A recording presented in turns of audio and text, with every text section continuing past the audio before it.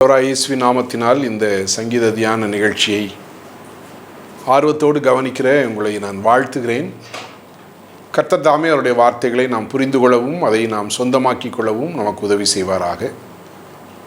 நாம் இருக்கிற நிலையிலே கர்த்தர் நம்மோடு பேசும்படியாக நாம் ஜெபம் செய்வோம். எங்கள் அன்பின் ஆண்டவரே, உடைய வேத வசனம் ஜீவனும் வல்லமையும் உள்ளது என்று நாங்கள் வாசிக்கிறோம்.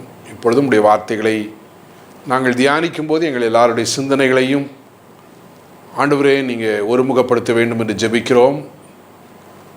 உம்முடைய வசனம் ஆண்டவரே பனி போல எங்களுடைய உள்ளங்களிலே இறங்க வேண்டும் என்று நாங்கள் மன்றாடுகிறோம். நீங்கள் விரும்புகிற மாற்றத்தையும் ஆசீர்வாதத்தையும் அது எங்களுடைய வாழ்க்கையிலே கொண்டு வர அருள்தாங்க. எங்களை தாழ்த்தி உம்முடைய கரத்தில் அர்ப்பணிக்கிறோம். இந்த வேளை எங்களுக்கு ஆசீர்வதித்தாங்க. இயேசுவின் மூலம் கேட்கிறோம் பிதாவே, ஆமீன். ஆண்டவராய் இயேசுவின் நாமத்தினால் உங்களை வாழ்த்துகிறேன். இந்த நாளிலே 26ஆம் சங்கீதத்தை நாம் தியானிக்க இருக்கிறோம். இந்த 26வது சங்கீதத்தை இவ்வாறு ஒரு தலைப்பால் நாம் அழைக்கலாம், என்றும் உத்தமம் என்று கூட நாம் இதற்கு தலைப்பு கொடுக்கலாம். ஏனென்றால் இந்த முதலாவது வசனம் இவ்வாறு சொல்கிறது, கர்த்தாவே என்னை நியாயம் விசாரியும், நான் என் உத்தமத்திலே நடக்கிறேன் என்று ஆரம்பிக்கிறது. 11வது வசனத்தை நாம் கவனித்தால், நானோ என் உத்தமத்திலே நடப்பேன் என்று சொல்லப்பட்டிருக்கிறது. ஆகவே நான் நடக்கிறேன், நடப்பேன் என்று சொல்லி இங்கே மொழிபெயர்க்கப்பட்டுள்ளது. அப்படி என்றால் நான் இப்பொழுது நடக்கிறேன், என்றும் அப்படியே நடப்பேன்.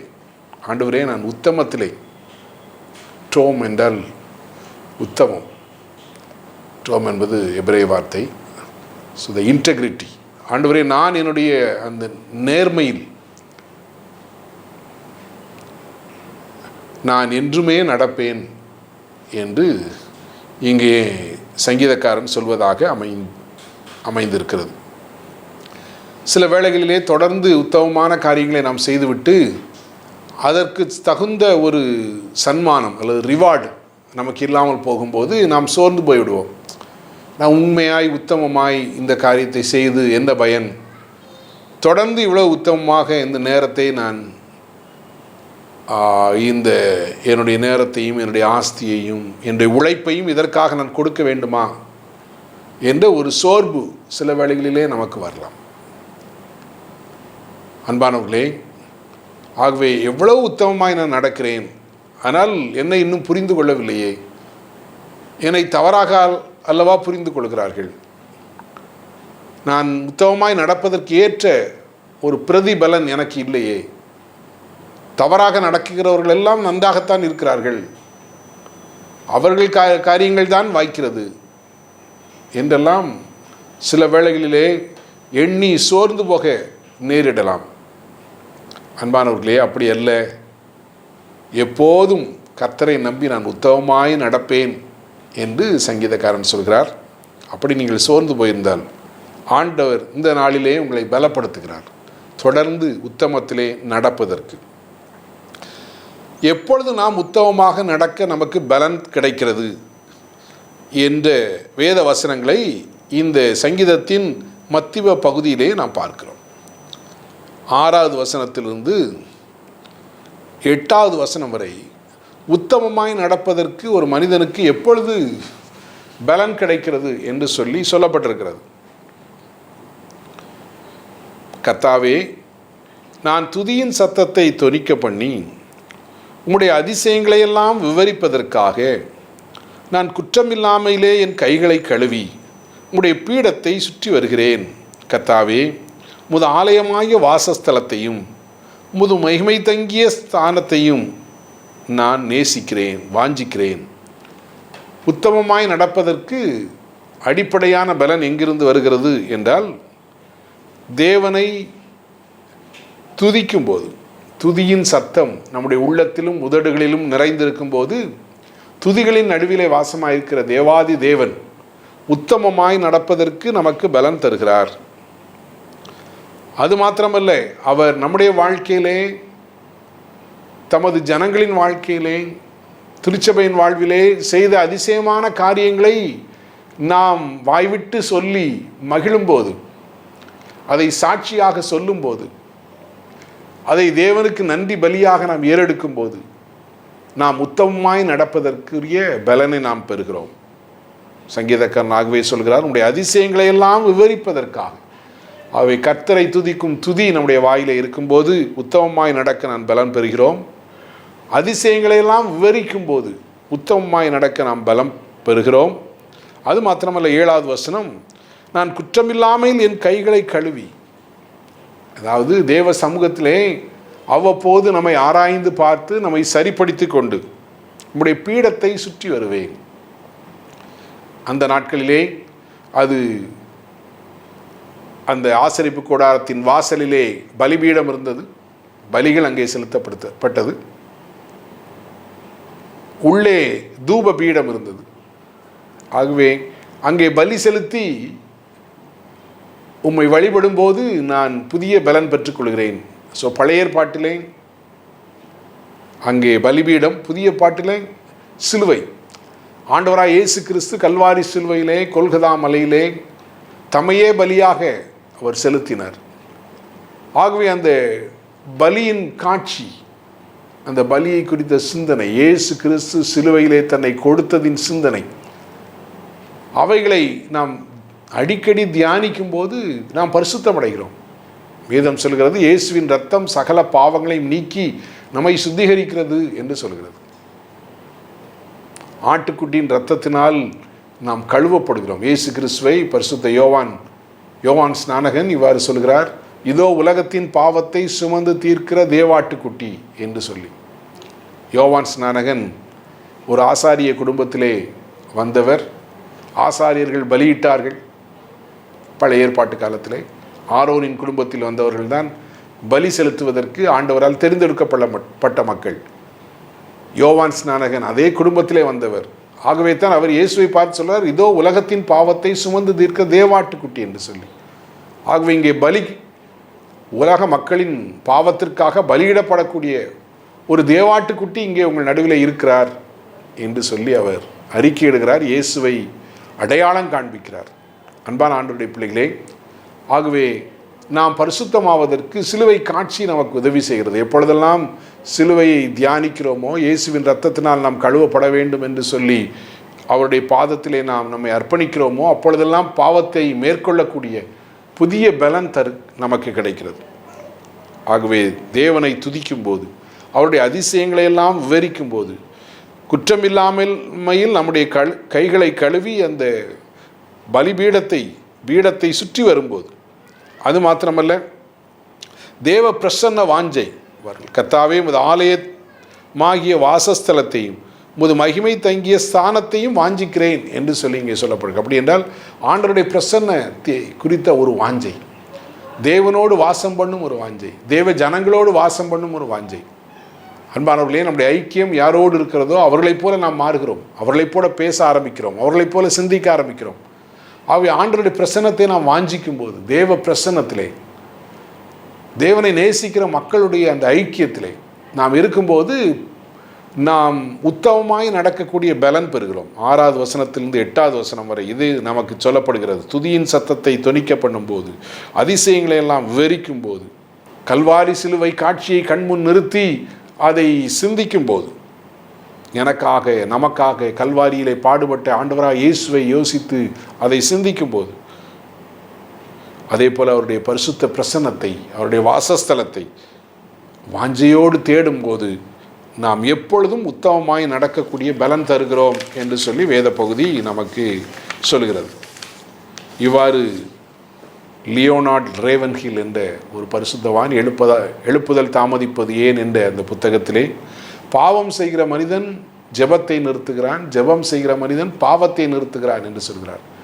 தேவ பிரசன்னத்தை நாம் வாஞ்சிக்கும் போது, தேவனை துதிக்கும் போது, கல்வாரி காட்சியை நாம் தியானிக்கும் போது, பாவத்தை மேற்கொண்டு உத்தமமாய் நடக்கக்கூடிய பலனை ஆண்டவர் நமக்கு தருகிறார். அன்பானவர்களே, இந்த சங்கீதத்தின் மற்ற பகுதிகளை இப்பொழுது பார்ப்போம். தனி வாழ்வில் உத்தமம் பற்றி இந்த சங்கீதத்தின் முதல் 3 வசனங்களும் கடைசி 2 வசனங்களும் சொல்கிறது. இது ஒரு சங்கீதத்தின் இந்த எபிரேய இலக்கிய முறையிலே இது இருக்கிறது. நடுவிலே மையப்பொருளை சொல்லிவிட்டு அதன் பிறகு 2 பக்கத்திலும் மேலும் கீழும் இருந்து அந்த பொருட்கள் சொல்லப்பட்டிருக்கிறது. தனி வாழ்வில் உத்தமம் என்று நாம் சொன்னால் முதல் 3 வசனங்களும் 11, 12 வசனங்களும் சங்கீதக்காரன் தனி வாழ்வில் உத்தமம் பற்றி அவர் பேசுகிறதை நாம் பார்க்கிறோம். அவர் என்ன சொல்கிறார் பாருங்கள். முதலாவது வசனத்திலே, ஆண்டவரே என்னை விசாரியும் என்று சொல்கிறார். நான் என் உத்தமத்திலே நடக்கிறேன், நீர் என்னை சோதியும், நீர் என்னை புடமிடும். ஆண்டவரே நீர் என்னை பாரு, என்னை ஆராய்ந்து பாரும் என்று சொல்லி ஆண்டவரிடத்திலே அவர் பேசுகிறார். என்னை விசாரியும். எப்படி ஒரு பிரச்சனையை ஒரு நீதிபதி விசாரிக்கிறது போல நீர் என்னை விசாரியும், என்னை சோதியும். ஒரு காவல்துறை அதிகாரி ஒருவேளை ஒரு டோல்கேட் முன்னால் நின்று அந்த போகிறது எல்லாம் சரிதானா, எல்லாம் சரியான லீகலான காரியங்களை தான் கொண்டு செல்கிறாரா என்று சோதிப்பது போல என்னை சோதியும், நீதிபதி போல என்னை விசாரியும். அது மாத்திரமல்ல, ஒரு பொற்கொலன் போல என்னை புடமிடும் என்று சொல்கிறார். ஆண்டவரே என்னை பாரும் சுவாமி, மனசாட்சியின்படி நான் உத்தமமாய் நடக்கிறேன், நீங்கள் என்னை சோதிச்சு பாருங்க, என்னை விசாரிங்க, என்னை புடமிட்டு பாரும். என்னுடைய வாழ்க்கையிலே என்ன நடந்தாலும் நான் உத்தமமாய் உம்முடைய கிருபை என் கண்களுக்கு முன்பாக இருக்கிறது, உம்முடைய சத்தியத்திலே நடந்து கொள்கிறேன். ஆண்டவரே நான் உம்முடைய சத்தியத்திலே நடந்து கொள்கிறேன், நீர் என்னை விசாரித்து பாரும், என்னை சோதித்து பாரும். என்னுடைய வாழ்விலே எத்தனையோ சந்தர்ப்பங்கள் கடந்து சென்றிருக்கிறது, ஆனால் எல்லாவற்றிலும் நான் உத்தமமாய் நடந்திருக்கிறேன் என்று சங்கீதக்காரன் தேவனை பார்த்து சொல்கிறார். 11, 12 வசனங்களை நாம் பார்த்தால் அங்கே அவர் எவ்வாறு உத்தமமாய் நடக்கிறார் என்பதும் அங்கே சொல்லப்பட்டிருக்கிறது. நானோ என் உத்தமத்திலே நடப்பேன், என்னை மீட்டு கொண்டு என்மேல் இரக்கமாயிரும், என் கால்கள் செம்மையான இடத்திலே நிற்கிறது. ஆண்டவரே நான் எப்பொழுதும். ஆகவே என் என்று சொல்லி தன்னை குறித்து பேசுகிறார். தனிப்பட்ட வாழ்வின் உத்தமம் பற்றி பேசுகிறார். அன்பானவர்களே, தனியாக நாம் வாழ்வின் பல சூழ்நிலைகளை சந்திக்கிறோம். நாம் தனிப்பட்ட விதத்திலே தேவனுக்கு முன்பாக பொறுப்பாளிகளாக இருக்கிறோம். ஆகவே தனிப்பட்ட விதத்திலே உத்தமமாய் நடப்பதற்கு ஆண்டவர் நம்மை அழைக்கிறார். யோபுவின் புத்தகத்திலே 1ஆம் அதிகாரம் 8வது வசனத்திலே யோபுவை பற்றி தேவன் என்ன சாட்சி சொல்கிறார் என்று சொல்வது நாம் அறிந்த ஒன்றாக இருக்கலாம். 8வது வசனத்திலே கர்த்தர் சாத்தானை நோக்கி, என் தாசனாகி யோபின் மேல் கவனம் வைத்தாயோ, உத்தமனும் சன்மார்க்கனும் தேவனுக்கு பயந்து பொல்லாப்புக்கு விலகிறவனுமாகி அவனைப் போல பூமியில் ஒருவரும் இல்லை. ஆண்டவர் சாட்சி கொடுத்த ஒரு மனிதன் யோபு உத்தமமாய் நடந்தான். தனிப்பட்ட வாழ்க்கையிலே உத்தமமாய் நடந்தான். பலவிதமான சோதனைகள் அவனுக்கு அனுமதிக்கப்படுகிறது. பிசாசு தேவனிடத்திலே அனுமதி கேட்டு அவனை சோதிக்கிறான். அவன் தன்னுடைய செல்வத்தை இழக்கிறான். அதன் பிறகு தன்னுடைய பிள்ளைகளை இழக்கிறான். தன்னுடைய மனைவியின் அன்பை கூட அவன் இழக்கிறான். தன்னுடைய சுகத்தை இழக்கிறான். ஆகவே தன்னுடைய செல்வத்தை இழந்து, பிள்ளைகளை இழந்து, சுகத்தை இழந்து தடுமாறி கொண்டிருக்கும் போது அவனுடைய மனைவி சொல்கிறார், இன்னும் உம்முடைய உத்தமத்தில் உறுதியாய் நிற்கிறீரோ. யோபு 2வது அதிகாரம் 9வது வசனம் சொல்கிறது, நீர் இன்னும் உடைய உத்தமத்தில் உறுதியாய் நிற்கிறீரோ. ஆகவே தேவன் மாத்திரமல்ல, அவனுடைய மனைவியும் சாட்சி கொடுக்கிறாள். அவனுடைய தனிப்பட்ட வாழ்வை அறிந்த அவனுடைய மனைவி, நீயின் உத்தமத்தில் இன்னும் உறுதியாக இருக்கிறாய் யா, தேவனை தூஷித்து ஜீவனை விடும் என்று சொல்லி அவள் சொல்வதை பார்க்கிறோம். அன்பான கடவுளுடைய பிள்ளைகளே, இந்த உத்தமமான மனிதன் பற்றி தேவனும் சாட்சி சொன்னார், அவனுடைய மனைவியும் சாட்சி சொல்கிறார். நீ இவர் இன்னும் உத்தமமாக நடக்கணுமா? செல்வத்தை இழந்த பிறகு, பிள்ளைகளை இழந்த பிறகு, சுகத்தை இழந்த பிறகு இன்னும் ஏன் உத்தமமாக நடக்க வேண்டும்? அவனுடைய நண்பர்கள் எல்லாம் வருகிறார்கள், அவர்களெல்லாம் பல விதங்களிலே நீ ஏதோ பாவம் செய்து விட்டாய், ஆகவே தான் இது உனக்கு வந்து விட்டது என்று நேரடியாகவும் மறைமுகமாகவும் அவனை சுட்டி காட்டி அவனை வேதனைப்படுத்துகிறார்கள். ஆனாலும் யோபு தன்னுடைய வாயினால் பாவம் செய்யாமல் உத்தமத்திலே அவர் நிலைத்திருந்தார். அதனுடைய விளைவு பற்றி நாம் 42ஆம் அதிகாரத்திலே நாம் வாசிக்கிறோம், அவர் இரட்டத்தனையாக ஆண்டவர் அவரை ஆசீர்வதித்ததை குறித்து யோபுவின் சரித்திரத்திலே நாம் வாசிக்கிறோம். அன்பான ஆண்டவருடைய பிள்ளைகளே, தனிப்பட்ட வாழ்க்கையிலே உத்தமம் பற்றி இந்த சங்கீதம் மிக அழகாக சிறப்பாக நமக்கு எடுத்துரைக்கிறது. யோபு அதற்கு ஒரு நல்ல உதாரணம். ஆண்டவர் அவனை விசாரித்தார், சோதித்தார், புடமிட்டார். ஆனால் தன்னுடைய உத்தமத்திலே அவன் உறுதியாய் நின்றதை குறித்து வேதம் நமக்கு சொல்லுகிறது. இரண்டாவதாக, கூட்டு வாழ்வில் உத்தமம், பொது வாழ்வில் உத்தமம். அன்பானவர்களே, சிலர் தனியாக மிகுந்த உத்தமமாய் நடப்பார்கள். ஆனால் சிலரை பார்த்து விட்டால், சிலரோடு சேர்ந்து விட்டால் அவர்கள் என்ன செய்வார்கள் என்றே சொல்ல முடியாது. ஆகவே அவர்கள் தங்களுடைய உத்தமத்தை பலியிட்டு விடுவார்கள். they sacrifice their integrity, they forget their integrity. பல வேளைகளே நாம் தனிப்பட்ட விதத்தில் உத்தமமாக இருந்தாலும் ஒரு சில நம்மோடு இணைந்து பணியாற்றுகிறவர்கள் அல்லது இணைந்து வாழ்க்கையிலே பயணிக்கிறவர்கள் ஒருவேளை நமக்கு பிரியமானவர்கள், இல்லை என்றால் நாம் இதை செய்யாவிட்டால் இவர்களெல்லாம் என்ன நினைப்பார்களோ என்று எண்ணிக்கூட பல வேளைகளிலே நம்முடைய உத்தமத்திலே இருந்து நாம் பின்தங்கி விடுகிறோம். இங்கே சங்கீதக்காரன் 4ஆம் 5ஆம் வசனத்திலேயும் 9ஆம் 10ஆம் வசனத்திலேயும் தன்னுடைய கூட்டு வாழ்வில் பிறரோடு இணைந்து பயணிக்கிற வேளைகளிலே அப்பொழுது கூட நான் உத்தமத்திலே உறுதியாக இருக்கிறேன் என்று சொல்வதை நாம் பார்க்கிறோம். 4ஆம் 5ஆம் வசனங்களை நாம் பார்க்கும்போது அந்த தன்னுடைய உத்தமத்திலிருந்து வழிவிலகி போக பண்ணுகிற ஒரு கூட்ட மக்களை குறித்து அவர் பேசுகிறார். அவர்களை என்ன சொல்கிறார் பாருங்கள். வீணர், வஞ்சகர், பொல்லாதவர்கள், துன்மார்க்கர் என்று அழைக்கிறார்.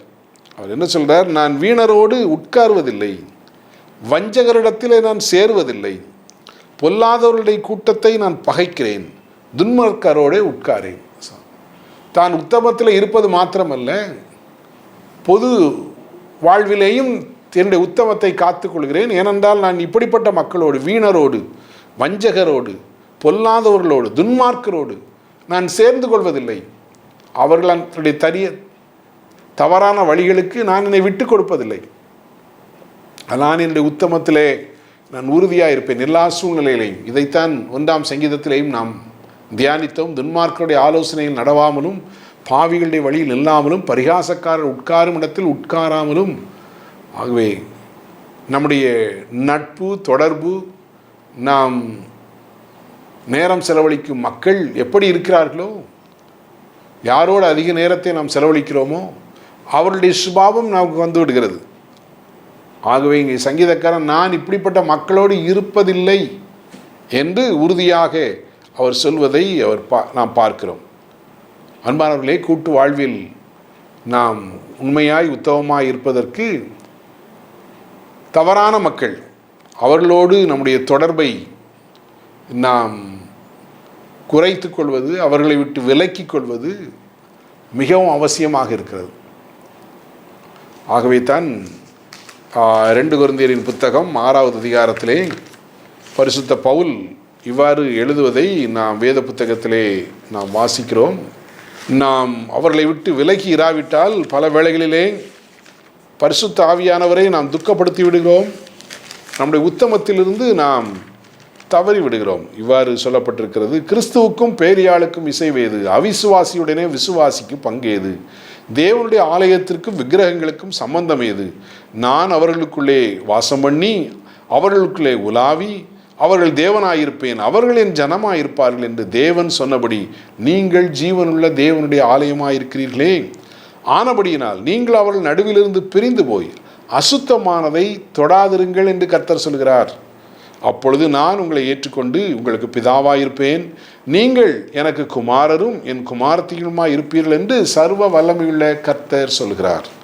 அன்பானவர்களே, ஆகவே இந்த உலகத்திலும் உலகத்தில் உள்ளவைகளிலும் அன்பு கூறாதிருங்கள் என்று சொல்லி வேத புத்தகத்திலே நாம் வாசிக்கிறோம். யோவான் எழுதுகிறார், உலகத்திலும் உலகத்தில் உள்ளவைகளிலும் அன்பு கூறாதிருங்கள் என்று சொல்லி யோவான் தன்னுடைய நிருபத்திலே விசுவாசிகளுக்கு எழுதுகிறார். ஆகவே உலக சிநேகம் தேவனுக்கு விரோதமான பகை என்று சொல்லி வேதம் சொல்கிறது. உலகம் என்று யோவான் இந்த இடத்திலே சொல்வது எது என்றால் 1 யோவான் 2வது அதிகாரம் 16வது வசனத்திலே, மாம்சத்தின் இச்சையும் கண்களின் இச்சையும் ஜீவனத்தின் பெருமையுமாகிய உலகத்தில் உண்டானவைகள் எல்லாம் பிதாவினால் உண்டானவைகள் அல்ல, அவைகள் உலகத்தினால் உண்டானவைகள். உலகமும் அதன் நிச்சயம் ஒளிந்து போம், தேவனுடைய சித்தத்தின்படி செய்கிறவனோ என்றென்றைக்கும் நிலைத்திருப்பான். அன்பானவர்களே, இந்த உலகத்தை, உலக சிந்தையை உடைய மக்கள், அவர்களோடு நம்முடைய சிநேகம், அவர்களோடு நாம் செலவழிக்கும் நேரம் அதிகமாக இருக்கும் பட்சத்திலே நாமும் நம்முடைய உத்தமத்திலிருந்து தவறிவிடக்கூடிய வாய்ப்புகள் வருகிறது. 9, 10வது வசனங்களை நாம் பார்த்தால் அங்கேயும் இவ்வாறு சொல்கிற, பாவிகள், இரத்த பிரியர், கைகளிலே தீவினை உள்ள மக்கள், பரிதானம் வாங்குகிறவர்கள், இவர்களையெல்லாம் பற்றி சொல்கிறார். என் ஆத்மாவை பாவிகளோடும் என் ஜீவனை இரத்த பிரியர், வன்முறையை விரும்புகிற மக்கள், வன்முறையால் எல்லாவற்றையும் சாதித்து விடலாம் என்று யோசிக்கிற மக்கள், தீவினை செய்வதற்கு தீவிரிக்கிற மக்கள், அநியாயமாய் சம்பாதிக்கிற மக்கள், பரிதானம் வாங்கி பிறரிடத்திலே தங்களுடைய வருமானம் போதாது என்று சொல்லி பரிதானத்திற்கு ஆசைப்படுகிற மக்கள், இவர்களோடு என்னுடைய அசோசியேஷன் கிடையாது என்று சொல்கிறார். அன்பானவர்களே, நம்முடைய ஐக்கியம் யாரோடு அதிகமாக இருக்கிறதோ அப்பொழுது நாம் உத்தமமாய் நடப்பதற்கு நமக்கு நல்ல வாய்ப்பு கிடைக்கிறது. நாம் ரெகோபெயாம் என்ற மன்னனுடைய வாழ்க்கையை குறித்து நாம் பழைய ஏற்பாட்டிலே வாசிக்கும்போது, சாலமோனுடைய மகன் ரெகோபெயாம் முதலாவது பெரியவர்களிடத்திலே அவன் பேசுகிறான். அவர்கள் ஒரு ஆலோசனை சொல்கிறார்கள், ஆனால் அது அவனுக்கு பிரியமாக இல்லை. தன்னுடைய வயதிலே உள்ளவர்களோடு அவன் பேசுகிறான். அவர்கள் சொல்லும் ஆலோசனை அவனுக்கு பிரியமாயிருந்தது. அவர்களுடைய அசோசியேஷன் தான் அவனுக்கு பிடித்திருந்தது. அவர்களுடைய கருத்து தான் அவனுக்கு சரியாக தோன்றியது. ஆகவே தன்னுடைய ராஜ்யத்தை அவன் இழந்து போகிறான் என்று சொல்லி வேதம் சொல்கிறது. உத்தமமான மக்களோடு நாம் இணைக்கப்பட்டிருந்தால் உத்தமத்தை செய்வதற்கு உற்சாகம் நமக்கு கிடைக்கிறது. ஆனால் தவறான மக்களோடு இணைக்கப்படும் போது நாம் நம்முடைய உத்தமத்திலிருந்து தவறி விடுகிறோம். ஒருவேளை பேதுரு கூட நல்ல ஊழியத்தை செய்தவர். ஆனால் ஒரு முறை பவுல், நான் பேதுருவை எதிர்த்தேன் என்று சொல்கிறார். எப்பொழுது என்று சொல்லி கலாத்தியர்கள் நிருபத்திலே 2ஆம் அதிகாரத்திலே நாம் பார்க்கிறோம்.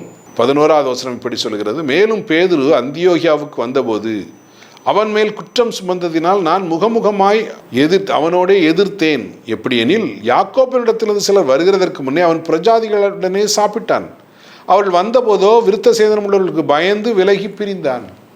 சில வேளைகளிலே உத்தமமாய் தனியாய் நிற்பதற்கு நமக்கு கடினமாக இருக்கலாம். ஒரு கூட்டத்தை பார்த்த உடனே நாம் அவர்களுக்கு ஏற்றாற்போல் நடக்க ஆரம்பித்து விடலாம். பேதுரு அதைத்தான் செய்கிறார். முதலாவது பவுலை சந்திக்கும் போது, எல்லா பிரஜாதி விசுவாசிகளை சந்திக்கும் போது எல்லாரோடு சேர்ந்து சாப்பிட்றார். ஆனால் விருத்த சேதனம் உள்ள சில கிறிஸ்தவர்கள், விருத்த சேதனம் பண்ண யூத ஜனங்கள் வந்தபோது அவங்க கூட பிரஜாதிகள் கூட சாப்பிடாத மாதிரி அப்படியே கொஞ்சம் விலகி போகிறார். இதை பார்த்த உடனே பவுலுக்கு கோபம் வர்றது. அவர் எதிர்க்கிறார். இதுக்கு முன்னால் எங்கள் கூட பிரஜாதிகள் கூடலாம் இருந்து சாப்பிட்டா இல்லவா, இப்போ விருத்த சேதனம் உள்ளவர்கள் யூத கிறிஸ்தவர்களை கண்ட உடனே கொஞ்சம் விலகி இருப்பது போல காண்பிப்பது அது சரியா? அது நீருடைய உத்தமத்தில் சரியா இல்லை என்று அவர் எதிர்ப்பதை நாம் பார்க்கிறோம். அன்பான ஆண்டவருடைய பிள்ளைகளே, நம்முடைய உத்தமத்திலே நாம் உறுதியாய் நிற்பதற்கு ஆண்டவர் நமக்கு உதவி செய்வாராக.